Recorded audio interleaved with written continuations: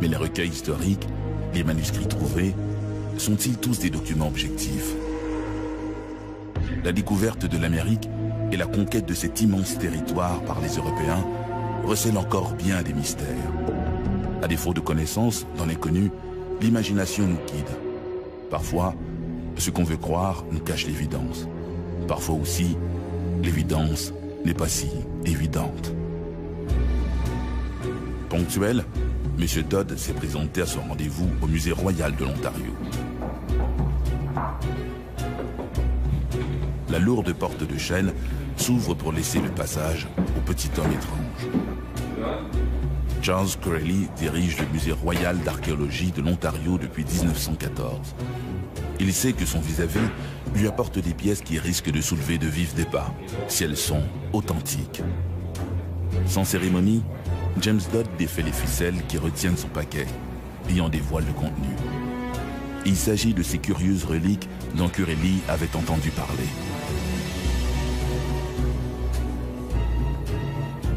Pendant de longues secondes, Charles Corelli reste là, à contempler les objets. Il est perplexe. Charles Corelli l'ignore, mais ces reliques sont encore plus dangereuses qu'un fauve prêt à bondir sur lui. Ce sont les arcanes d'une énigme qui pourrait bien détruire sa crédibilité et celle du Musée royal de l'Ontario.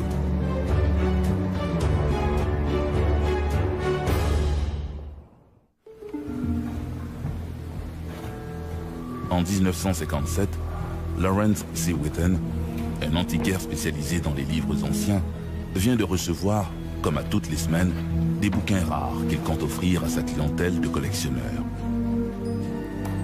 En les examinant un à un, il découvre dans un ancien codex le Historia Tartarorum, un parchemin sur lequel est tracée une curieuse carte.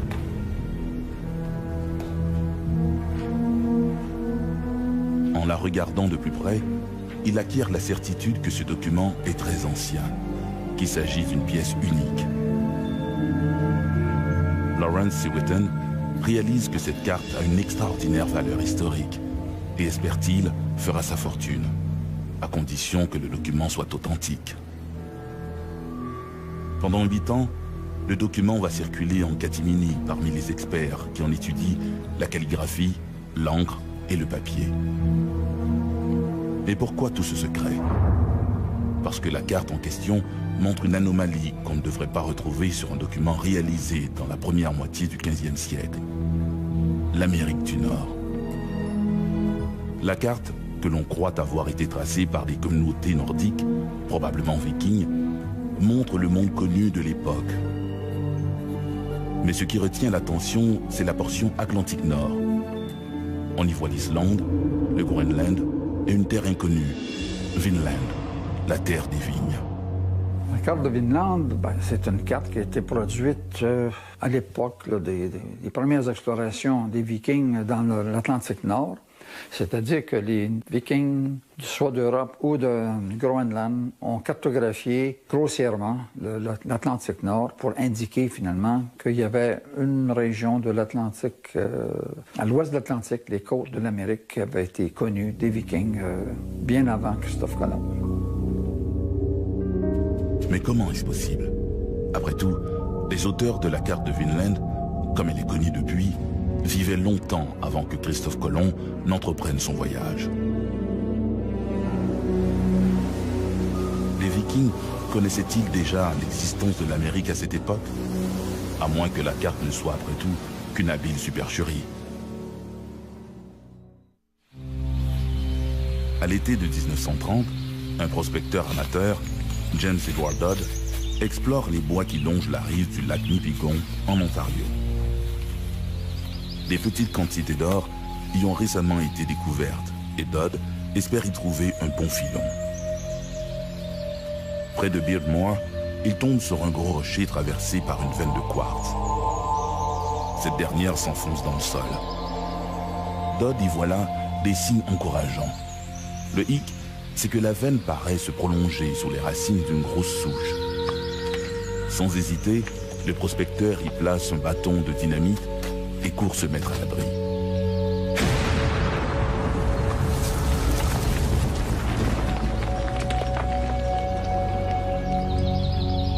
La suite des événements va devenir la genèse d'une interminable controverse. Lorsque Dodd retourne près du rocher, il remarque, dans le petit cratère laissé par son dynamitage, un vieux morceau de fer rouillé. De sa main, il fouille la terre autour, puis trouve un second morceau, puis un troisième.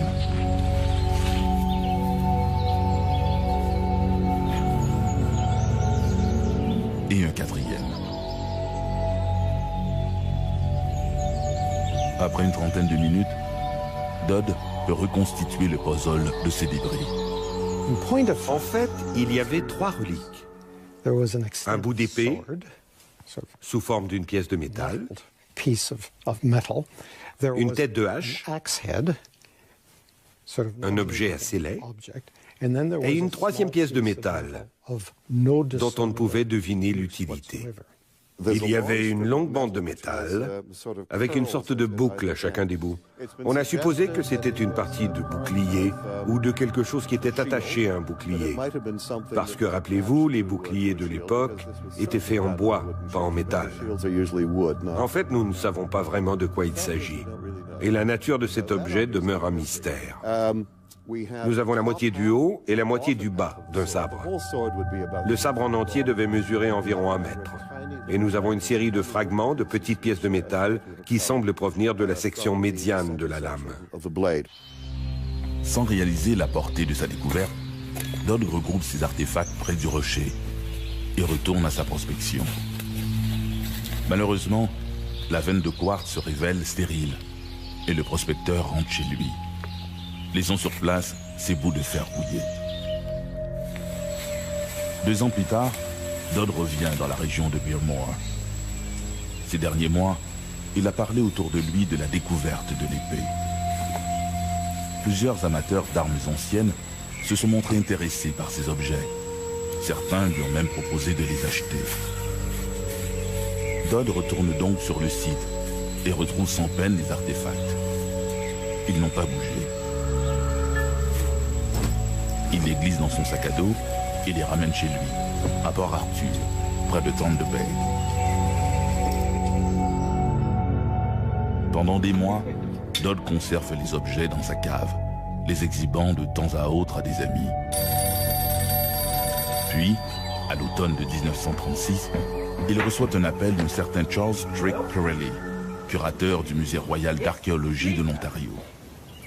Charles T. Corelli, premier directeur du Musée royal d'archéologie de l'Ontario, fut d'abord un ministre du culte qui en est venu à s'intéresser à l'archéologie, d'abord en Égypte. C'est l'individu qui a probablement fait plus que quiconque pour rassembler la collection européenne du Musée royal de l'Ontario. Il était également très intéressé par l'histoire des armes et des armures. Et je crois que c'est son intérêt pour les armes et les armures qui l'a poussé à s'intéresser plus à fond à cette histoire, qui allait devenir celle des reliques de Beardmore. Curieusement, il semble que ce soit Corelli qui ait entendu parler de Dodd, et non pas Dodd qui ait appelé Corelli. Corelli est entré en contact avec Dodd et l'a invité à Toronto en lui disant d'apporter les reliques avec lui. De toute évidence, ils ont eu une rencontre, laquelle s'est soldée par le fait que le Musée royal de l'Ontario a officiellement acquis les reliques en 1936, en décembre 1936 pour être précis. Corelli est très impressionné. Pour lui, il ne fait aucun doute que ces objets datent des alentours de l'an 1000 et qu'ils sont d'origine scandinave, probablement viking. Mais Corelli est bien conscient de la controverse qui lui pend au bout du nez.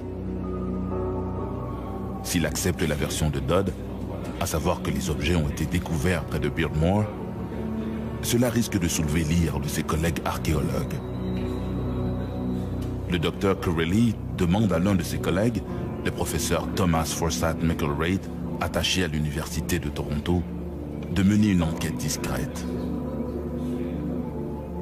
Implicitement, Corelli croyait en l'authenticité de la découverte. Aussi est-ce lui qui entra en contact avec Thomas McIlwraith pour lui demander d'aller enquêter sur le site. En 1937, accompagné de Dodd, McIlwraith s'acquittera de sa mission.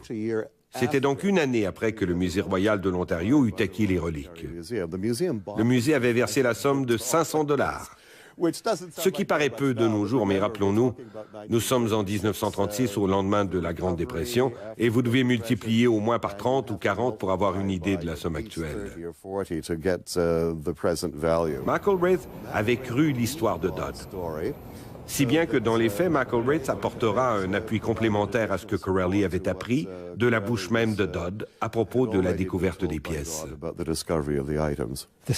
Cette découverte archéologique, imaginez des artefacts nordiques découverts dans le nord de l'Ontario, apportait la preuve que les Vikings étaient venus ici 900 ans plus tôt, que l'Ontario était le lieu et la scène de la Wineland ou Vinland des contes épiques nordiques. C'était là une information absolument fascinante. Mais était-ce un canular ou était-ce de l'histoire? L'apparition des reliques de Beardmore sont-elles dues à une arnaque ou à une véritable découverte? C'est la question que se pose Charles C. Corelli après avoir rencontré James Dodd. Malgré quelques incohérences, le curateur croit les reliques authentiques et décide de les exposer dans le musée. Si les visiteurs sont ravis de voir ces anomalies historiques, des reliques vikings découvertes aux abords des grands lacs du Canada, les historiens, eux, se montrent hostiles à cette présentation publique. Ce cas devient encore plus complexe quand entre en scène un homme nommé Eli Rakoth. Dans une entrevue dans le Winnipeg Free Press, il prétend qu'il a vu ces reliques dans la maison de Dodd à Port-Arthur en 1928. Alors vous voyez ce qui se passe. Plus tard, il se rétractera et dira avoir aperçu les reliques en 1929 ou en 1930. Vous pouvez mesurer à quel point tout ceci devient confus. Ensuite, un homme du nom de J.M. Hansen de Port-Arthur prétendra avoir acheté des reliques vikings à un certain Jens Bloch. Jens Bloch est un personnage intéressant. Il fera partie de cette histoire parce qu'il est le fils d'Andreas Bloch, lequel est un peintre historique norvégien. Intéressant parce qu'Andreas Bloch, à titre de peintre historique, aurait travaillé sur des sujets tels les légendes des Vikings, l'histoire norvégienne, les légendes nordiques et ainsi de suite. Et Hansen prétendra avoir été en possession des objets, lesquels auraient disparu de sa maison, une maison qu'il possédait, alors que Dodd, et c'est reconnu, était son locataire. Mais la chose devient encore plus compliquée lorsque les deux, Rakoth et Hansen, vont plus tard se rétracter et nier leurs affirmations. Longtemps, on a cru que ces objets avaient appartenu à un gentleman originaire de Norvège, lequel s'était installé à Port-Arthur, et que Dodd les lui aurait achetés. Ensuite, il aurait prétendu les avoir déterrés et aurait raconté à Corelli qu'ils avaient été trouvés in situ, c'est-à-dire dans le lieu actuel, dans le sol. Andreas Bloch aurait fait don de quelques reliques à son fils, reliques que ce dernier aurait cédées à Hansen pour s'acquitter de sa dette. Ce dernier, ne sachant trop quoi faire avec ces vieux bouts de métal, les aurait simplement déposés dans la cave de sa maison de Marcher Street où, 2 ans plus tard, le nouveau locataire, James Edward Dodd, les aurait découverts. C'est à son insu, soutient Hansen, que Dodd a récupéré les 10 artefacts pour les vendre au Musée royal d'archéologie de l'Ontario. Quant à l'histoire de leur découverte près de Beardmore, Hansen se montre on ne peut plus clair. Tout cela n'est qu'une fable inventée par Dodd. L'affaire des reliques de Beardmore devient scabreuse. En 1957, le Musée royal de l'Ontario demande à un journaliste du Globe and Mail, Robert Gow, de reprendre l'enquête à zéro. La plupart des principaux témoins, dont James Dodd, sont décédés et ceux qui restent n'ont rien de plus à ajouter à leur déclaration d'antan. Sauf un, Walter Dodd, le fils adoptif de James Dodd. Voilà qui est intéressant. En 1956 et 57, nous avons une nouvelle enquête, ouverte par le Musée royal de l'Ontario. Et c'est là que le fils adoptif de Dodd, Walter, prétendra qu'en 1930 ou 1931, alors qu'il avait environ 12 ou 13 ans, il avait aperçu des objets métalliques que son père adoptif avait amenés à Beardmore pour présumément les laisser dans une cabane là-bas.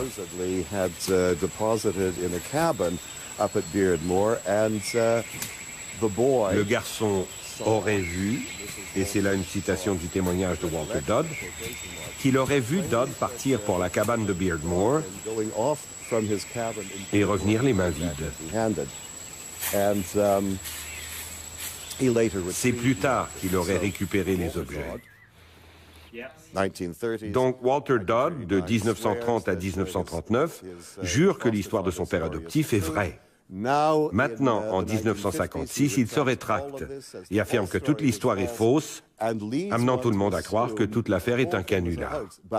Mais c'est ici que cela devient encore plus complexe, parce que la veuve de Dodd affirmera que le garçon en voulait à son père adoptif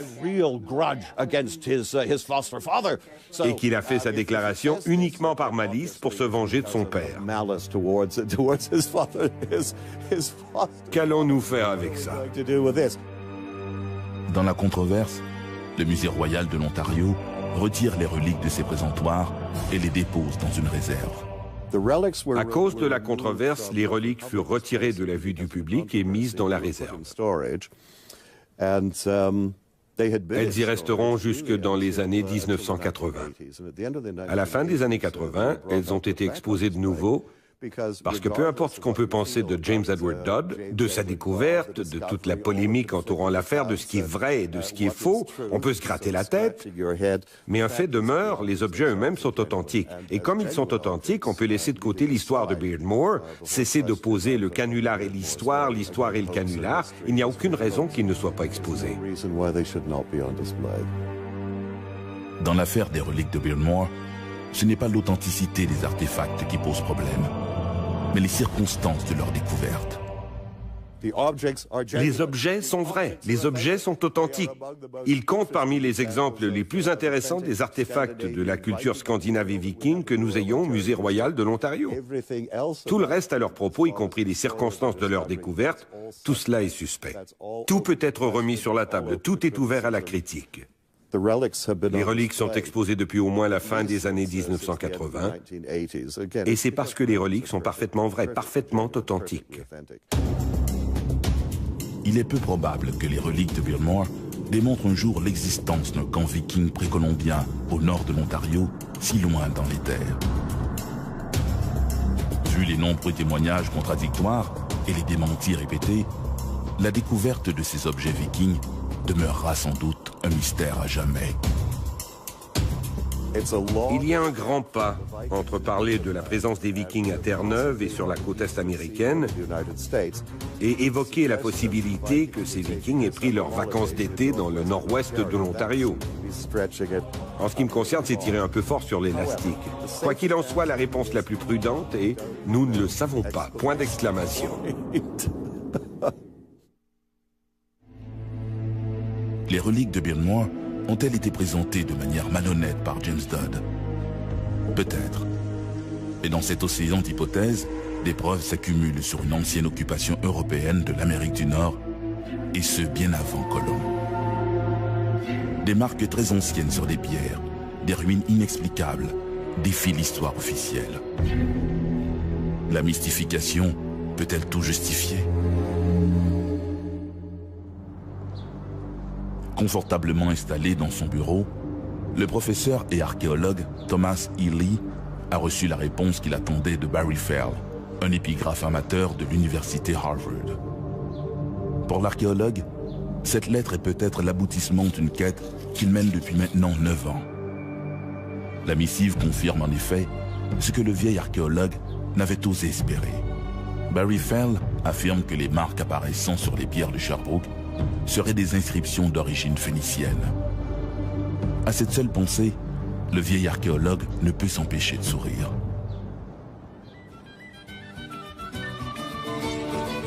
En 1904, Lors des travaux d'aménagement de l'église de Bromptonville, au Québec, les terrassiers découvrent 2 pierres couvertes de marques étranges. Il s'agit en fait des 2 moitiés d'une même roche coupée en 2. Pendant quelques jours, ces pierres vont devenir des objets de curiosité. Puis, à la fin des travaux, un villageois les récupère pour les incorporer aux marches de pierre de sa maison. Elles y resteront pendant des années. Puis, vers 1910, le nouveau curé de Bromptonville décide de les envoyer au musée du séminaire de Sherbrooke, convaincu de leur valeur historique. C'est là que l'archéologue Thomas Ely les découvre à l'automne de 1966. Thomas Ely était attaché à l'Université Laval. Il y avait un institut d'études nordiques à l'Université Laval. Alors, il a proposé, par exemple, justement, la présence de Vikings dans le Grand Nord québécois parce qu'il a fait des recherches dans le Grand Nord québécois. Et puis, il a vu les pierres de Brompton, et puis, lui disait que c'est authentique. Pour des chercheurs comme Gérard Leduc, les marques sont beaucoup trop définies pour n'être que les empreintes de l'érosion. Je me suis retrouvé en contradiction avec un professeur de l'Université de Sherbrooke, le professeur Dubois, qui lui maintenait que c'était des diaclases, c'est-à-dire un phénomène géologique de dissolution. Mais puisque les 2 plaques de pierre devraient représenter l'image miroir des 2 côtés, et ce n'est pas le cas. Et puis bon, j'ai examiné ça, puis alors on voit des traits qui sont tous sur un même horizon. Mais en plus de ça, il y a d'autres petits traits qu'on n'a jamais regardés, que j'ai découverts sur les photos. Les photographies nous révèlent souvent des choses qu'on ne voit pas quand on est devant l'objet. Et mon impression, c'est qu'il s'agit bien de pétroglyphes d'origine humaine, possiblement de logam, c'est-à-dire des traits d'une ancienne écriture, alphabet celtique. Si ces inscriptions sont effectivement de nature celtique, cela signifie que les voyageurs venus de pays scandinaves ont non seulement devancé Christophe Colomb en terre d'Amérique, mais qu'ils y ont aussi établi des colonies. Ce sont ces mêmes explorateurs qui pourraient être responsables de l'une des plus surprenantes énigmes de pierre d'Amérique du Nord. Mystery Hill. Mystery Hill est en fait 3 structures en une. Sur un acre, c'est un ensemble de structures de pierre entourées sur 12 acres par une série de murs dont certaines pierres présentent diverses composantes de calendrier. Entourant le tout, vous avez 100 acres de forêt où nous continuons à faire des découvertes ici et là. Situé près de North Salem, au New Hampshire, Mystery Hill se présente comme un ensemble de chambres basses, de cavernes et de murets construits à la manière de ces tumulus que l'on retrouve un peu partout en Europe de l'Ouest et dont certains remontent à 5000 ans. Avec d'autres constructions mégalithiques à la symbolique mystérieuse, les cairns, dont ceux de Skarabré, dévoilés au monde par une violente tempête en 1850, soulèvent encore bien des questions sans réponse. En Amérique, Mystery Hill, qui couvre plus de 12 hectares, est connu depuis des générations, et personne ne sait exactement qui l'a aménagé. L'identité des constructeurs de Mystery Hill demeure à ce jour un mystère. Nous savons que nous avons affaire à une culture qui remonte à 2000 avant Jésus-Christ et qui travaillait avec des outils de pierre pour graver des calendriers solaires, lunaires, stellaires, très précis. La présence de pierres alignées en fonction de certains événements astronomiques, comme à Stonehenge en Angleterre, accrédite l'hypothèse d'une origine européenne du site. Rien d'étonnant à ce que l'endroit ait été officiellement rebaptisé en 1982 America's Stonehenge. Nous savons que les sites diffèrent beaucoup de ceux qu'on trouve en Europe. Il y en a environ 50 000 en Europe et nous en avons à peu près 800 dans le nord-est de l'Amérique. Il y a toutefois une grande ressemblance entre la structure, les surfaces, la forme, l'orientation et les chambres. Tout cela ressemble beaucoup aux sites d'Europe de l'Ouest. C'est pourquoi nous pensons que ce site peut avoir une relation avec ceux-ci, peut-être construit par les mêmes gens. Les structures comme celle de Mystery Hill existeraient à d'autres endroits le long de la côte est de l'Amérique du Nord. On trouve des constructions de pierre partout en Nouvelle-Angleterre et dans le nord de l'État de New York. En fait, il est plus difficile de dresser une liste des endroits où il n'y en a pas que des endroits où il y en a. Les structures de Mystery Hill peuvent tout aussi bien avoir été aménagées il y a 1000 ans par des voyageurs venus d'Europe que par des pionniers irlandais venus s'installer dans la région il y a 250 ans. Il y a différentes théories sur l'identité des gens qui ont construit ces sites. Certains croient que c'est relativement récent, quelques centaines d'années. Nous savons que les Amérindiens vivaient ici, au New Hampshire, il y a 10 000 ans. Mais nous ne croyons pas qu'ils soient à l'origine de ces sites. Nous croyons que ce sont des gens de l'extérieur qui ont construit ça. Des gens du Vieux Monde, probablement d'Europe de l'Ouest, où il y a à peu près 50 000 sites semblables. Si beaucoup d'historiens et d'archéologues admettent qu'il est possible que des populations venues d'Europe du Nord aient débarqué en Amérique longtemps avant Christophe Colomb, ces mêmes scientifiques jugent insuffisant les preuves présentées jusqu'à maintenant pour soutenir cette hypothèse. Invariablement, nous avons tout juste assez d'informations pour suggérer que nous sommes sur la bonne piste. Si vous croyez en une théorie spécifique, vous trouvez les indices pour croire que oui, vous êtes sur la bonne voie. Mais quand vous prenez du recul et que vous regardez l'ensemble des autres matériaux qui ne coïncident pas, vous réalisez qu'au bout du compte, ce n'est peut-être pas ça. C'est triste à dire, mais dans le domaine de l'archéologie historique, par exemple, c'est un peu comme une chasse gardée, et ceux qui maintiennent une certaine philosophie, une certaine théorie, la défendent bec et ongle contre n'importe qui autre qui va proposer le contraire ou proposer des avenues différentes de ce qui est accepté aujourd'hui.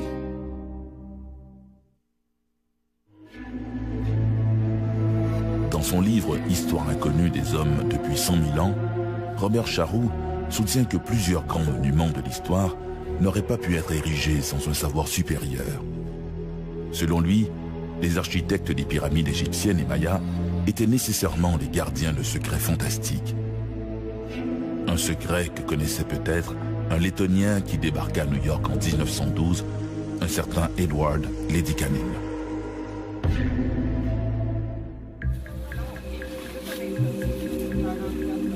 Armés de lampes de poche, les deux adolescents s'avancent en catimini dans la forêt. Se balader en pleine nuit dans ce secteur boisé des Everglades peut rapidement se changer en excursion périlleuse. À l'orée du bois, ils distinguent celui qu'ils sont venus épier. L'énigmatique Monsieur Ed, un immigrant qui interdit à quiconque de s'approcher de son mystérieux chantier. Il n'y travaille que la nuit, selon les rumeurs. Les adolescents évitent tout bruit. Ils ne veulent surtout pas être repérés par l'homme qui semble chercher quelque chose dans le chantier mal éclairé. L'homme regarde soudain leur direction. Les adolescents n'osent plus s'enfuir, même s'ils pensent apercevoir un immense rocher flotter dans les airs face à eux. Éberlués, les deux adolescents s'interrogent du regard. Qui les croira? Depuis quelque temps, les habitants de Florida City s'interrogent sur l'homme à la bicyclette, qu'ils aperçoivent occasionnellement transportant de vieux objets rouillés et des câblages défaits. Personne ne sait exactement d'où vient ce jeune immigré, ni ce qu'il fait. Edward Leedskalnin était un homme simple, issu d'une famille tout aussi simple, qui vivait en banlieue de Riga, en Lettonie. Enfant, Ed était très malade. Ça, nous le savons. Il avait abandonné ses études en 4e année parce qu'il ne pouvait pas se rendre à l'école tous les jours. Il s'est alors mis à la lecture. Il a lu des livres sur l'Atlantide, sur le magnétisme, sur Stonehenge, sur les Mayas. Tout ce qu'il lisait était en rapport avec le magnétisme, l'époque de l'Atlantide et les temps anciens. À l'âge de 26 ans, il s'est fiancé à une jeune fille de 16 ans nommée Agnes Skoff. Mais la veille de la cérémonie du mariage, Agnès lui a dit « Non, je ne t'épouserai pas ». Et dès le lendemain, Ed, le cœur brisé, s'embarqua vers l'Amérique. En 1920, atteint d'une forme de tuberculose, Ed décide de s'établir plus au sud pour profiter du climat.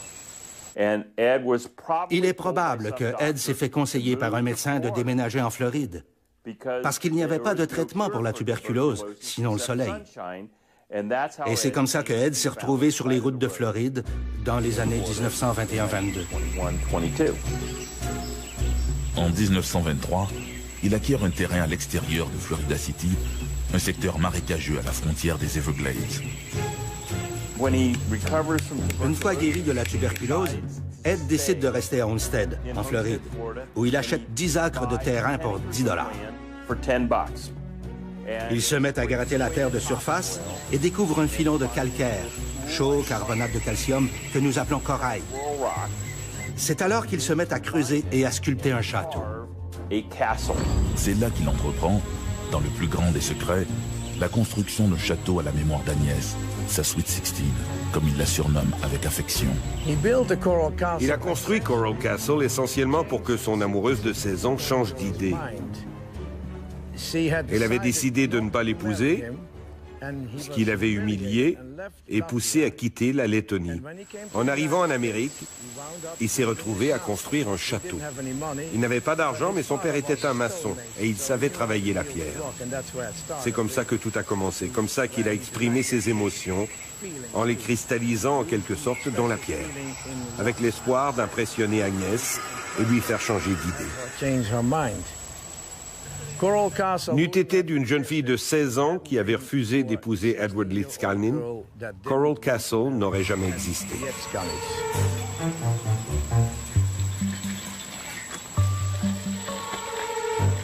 Ce jeune homme solitaire, l'esprit romantique à souhait, est sans un sou.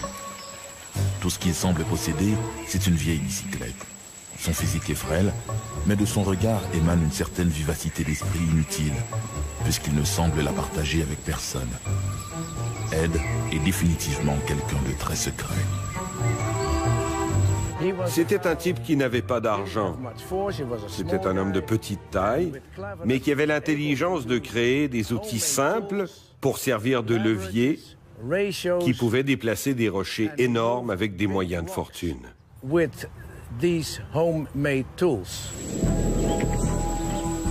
Au cours des 4 années qui suivent, Ledikanen va ériger sur ses terres, tel un gigantesque puzzle, une immense enceinte à l'intérieur de laquelle il aménage des jardins, des estrades et des tours.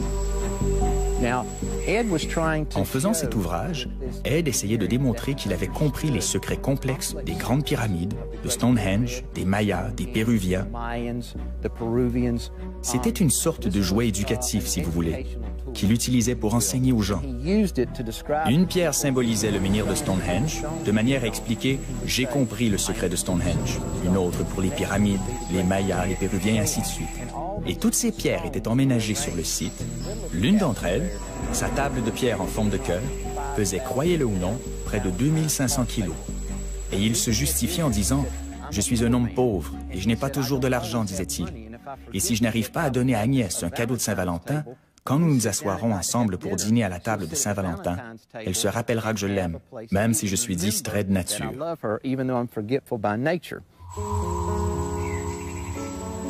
Tout est fait de corail. Des murs d'enceinte aux meubles, en passant par les portes et les fontaines. Cet hymne à la passion est entièrement fait de blocs de pierre sculptés à même les bancs coralliens, assemblés, semble-t-il, uniquement grâce à des outils rudimentaires faits de vieilles pièces de voiture et de ferraille recyclées. Peu à peu, l'art secret de Ledikanen alimente les plus folles rumeurs. Les jeunes affirment même l'avoir vu déplacer d'immenses blocs de pierre en les faisant flotter dans l'air. Et quand on demande au principal intéressé le secret de Coral Castle, celui-ci se contente de dire qu'il maîtrise l'art des constructeurs de pierre. Ed reste vague à souhait. Il parle d'énergie, de magnétisme. Un discours aussi nébuleux qu'hermétique. En 1937, Ed Ledikanen, pour attirer plus de touristes, décide de déménager son château de corail à Homestead, à 16 km plus au sud en bordure de l'autoroute 1. Un projet titanesque.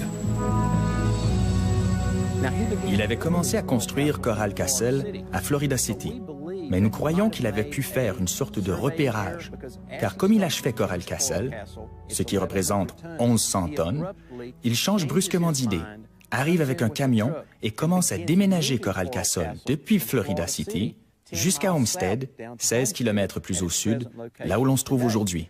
Il s'était déjà tellement avancé à construire quelque chose au milieu de nulle part dans les Everglades, là où il n'y avait aucun accès, qu'il s'est dit « Après le plan A, c'est le plan B. Déménageons tout ça sur un meilleur site. » Et je pense qu'à la fin, ce n'était plus son amour de jeunesse qui le motivait, mais bien davantage l'admiration du public. L'annonce de cette relocalisation amène son lot de bénévoles. Mais Ed n'a nul besoin de cette aide. Ed préférait être seul. C'est dangereux de travailler avec ces grosses pierres. Le moindre faux mouvement peut provoquer une blessure grave. Alors naturellement, lorsqu'il y avait des visiteurs, il cessait toujours de travailler.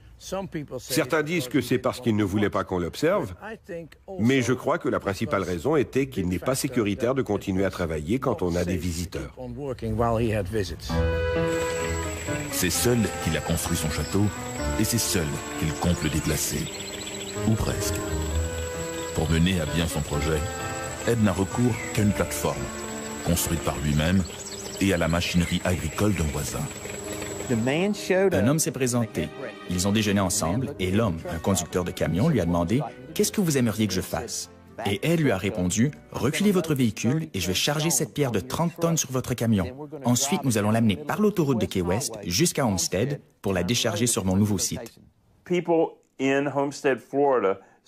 À Homestead, les gens ont aperçu ce gros camion avec des pneus comme des ballons, déménager des éléments du château jusqu'au milieu du village. Mais personne n'a jamais vu Ed charger le camion. Quand il a engagé Moser, c'était simplement pour conduire le camion. Un beau jour, le chauffeur de camion décida de surprendre Ed.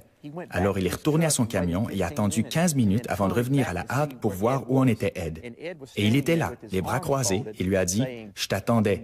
Les pierres sont prêtes. Allons-y. » Et on ne pouvait jamais surprendre Ed, car il avait une sorte de sixième sens. Il avait l'habitude de dire aux gens qu'ils pouvaient sentir leurs vibrations lorsqu'ils se déplaçaient sur le sol. Comme un diapason, il était sensible à l'ensemble de la nature du monde qui l'environnait. Ce que tous croyaient impossible est devenu réalité. Au nouvel emplacement, l'étonnante construction devient une attraction encore plus populaire. Quand les gens demandaient à Ed comment il avait fait, oui, c'est vrai, il demeurait toujours très évasif. Il ne répondait jamais complètement à la question du comment. Mais c'était dans son intérêt de rester vague parce qu'après tout, ceci est un parc d'attractions.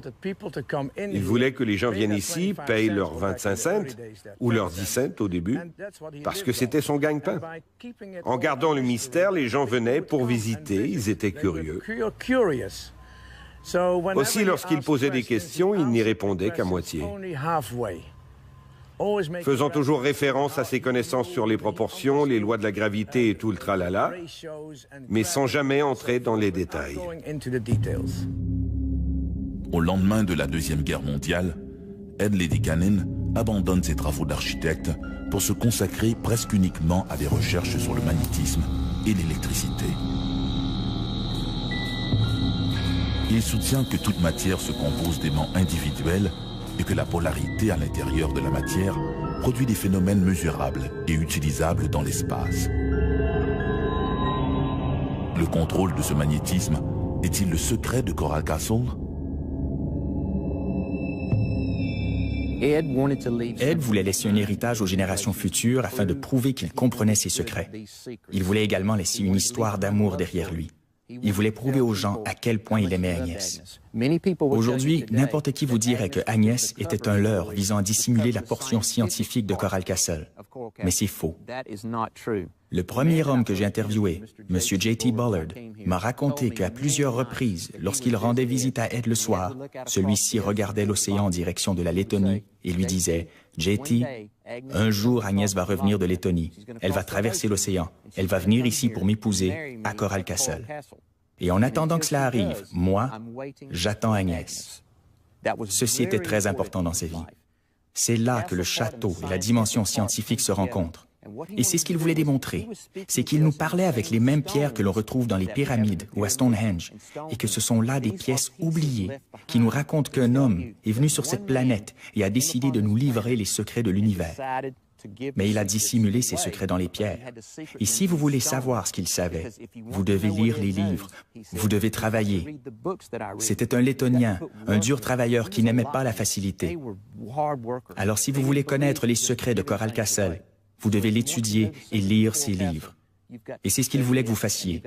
Et comme vous allez commencer à découvrir ces petites portions du secret, il vous accompagnera en vous racontant l'histoire au fur et à mesure que vous avancerez. En décembre 1951, Ed, âgé de 64 ans, décède, emportant avec lui son extraordinaire secret. Depuis son décès, une foule de chasseurs de mystères se sont attaqués à l'énigme de son château de corail. Comment ce petit bonhomme de 1,52 m et d'à peine 45 kg s'y est-il pris pour tailler, déplacer et assembler ces immenses blocs de coraux, lui qui n'avait pour seul moyen de transport qu'une bicyclette? Nous avons des photos de lui en action, alors qu'il utilise un immense trépied fabriqué à partir de troncs d'arbres qui poussent dans cette région. On les appelle les Dade County Pine Trees. Ils sont droits comme des poteaux de téléphone et durs comme des rochers. Avec ça, il avait fabriqué plusieurs trépieds. Et avec ces trépieds, il était capable de soulever partiellement les pierres, de sorte que le déplacement des pierres pouvait par la suite se faire sur des rouleaux. Sur de rares photographies prises lors de la construction du Coral Castle, on peut voir un dispositif formé de 3 poteaux de téléphone disposés en tripode et surmontés d'une boîte carrée. Des câbles ou des fils sortent de cette boîte et pendent entre les poteaux. Aucun dispositif de ce genre n'a été trouvé dans l'atelier de Ed après sa mort. En 1992, au lendemain de l'ouragan Andrew, des GI se seraient livrés à une fouille minutieuse des lieux. Tout au fond d'un puits, ils auraient découvert la mystérieuse boîte dont Ed se servait pour déplacer ses pierres et qui serait depuis entreposée dans un lieu secret. Aujourd'hui, Coral Castle est une importante attraction touristique. Chaque année, des milliers de visiteurs s'émerveillent devant le travail accompli en ces lieux. Certains croient que le secret de Ed Ledikanen reposerait sur une nouvelle connaissance dans l'utilisation des forces présentes dans la matière. D'autres résument plutôt que la magie de Ed tient en un mot: la persévérance. Nous avons vu ce que nous avons vu. Nous avons des affidavits, nous avons des photos, nous avons des marques sur les pierres qui montrent la façon dont il les a déplacées. Encore une fois, sans entrer dans les détails, Ed a utilisé des outils simples qu'il a trouvés dans un cimetière d'auto voisin et qu'il a su adapter pour déplacer ses pierres, toujours petit à petit. Ed ne possédait qu'une seule richesse en grande quantité, et c'était le temps. Du passé, on connaît